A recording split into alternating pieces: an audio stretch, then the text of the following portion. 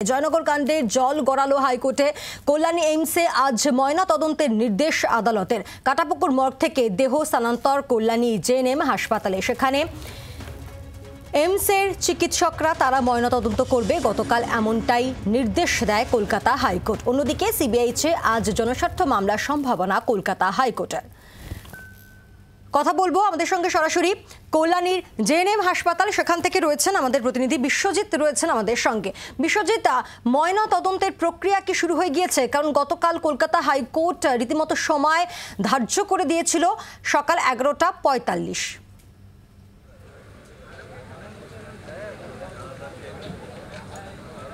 দেখো পায়েল, সেটা হচ্ছে যে একেবারে গ্রিন করিডোর করে সকাল ঠিক 10টা নাগাদ এই কল্যাণীর জেএনএম হাসপাতালের যে পুলিশ মর্গ আছে সেই মর্গে দক্ষিণ 24 পরগনার যে নির্যাতিতা তার ময়নাতদন্ত শুরু হয়েছে।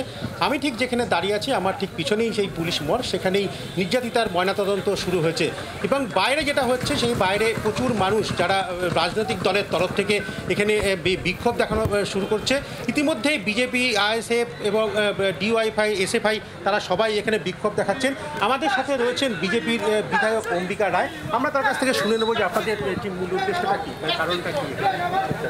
দেখুন, এই যে হত্যাকাণ্ড, যে হত্যা হয়েছে ছোট্ট 9 বছরের শিশু, তার আমরা বিচার চাই এবং অপরাধী যাতে সাজা পায় সেটা আমরা চাই।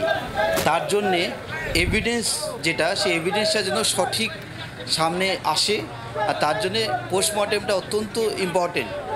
সেই পোস্টমর্টেম কুলতলির যে ঘটনা, জয়নগরের ঘটনা, আজকে কল্যাণীতে করতে হচ্ছে।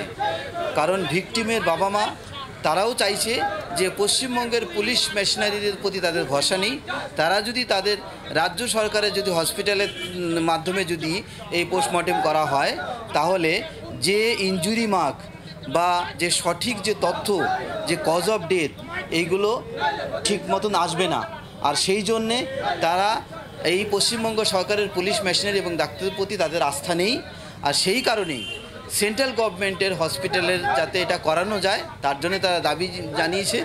এবং মহামান্য কলকাতা হাইকোর্ট এইমসের টিম অফ ডক্টরসরা তাদের উপরে দায়িত্বটা ন্যস্ত করেছে যাতে এখানে পোস্টমর্টেম ঠিকঠাক মতন করে হয়, যাতে শাস্তি পায়। এবং প্রতিনিয়ত আমরা দেখছি পশ্চিমবঙ্গ সরকারের প্রতি এবং পুলিশের প্রতি, এদের সিস্টেমের প্রতি কারও কিন্তু আস্থা নেই। এটা সবচেয়ে বড় ব্যর্থতা। দেখো পায়েল, তুমি যেটা শুনতে পারলে যে সেখানে হচ্ছে যে পশ্চিমবঙ্গ পুলিশের যে সেখানে যে ব্যর্থতা রয়েছে এবং সেই কারণে সঠিক যাতে ময়না তদন্ত হয়, তার জন্য যে বিভিন্ন রাজনৈতিক দলের পক্ষ থেকে এখানে বিক্ষোভ কর্মসূচি পালন করছে। নজর রাখো, ধন্যবাদ। অর্থাৎ একদিকে ময়না তদন্তের প্রক্রিয়া শুরু হয়ে গিয়েছে কল্যাণী জেএনএম হাসপাতালে। ময়না তদন্তে রয়েছেন কল্যাণীর এইমসের চিকিৎসকরা। গতকালই হাইকোর্ট যেমনটা নির্দেশ দেয়। আর বাইরে, ঠিক কল্যাণী জেএনএম হাসপাতালের বাইরে বিক্ষোভ বিজেপি প্রতিনিধি দলের। বাংলার আওয়াজ, বাঙালির আবেগ, জি 24 ঘন্টা।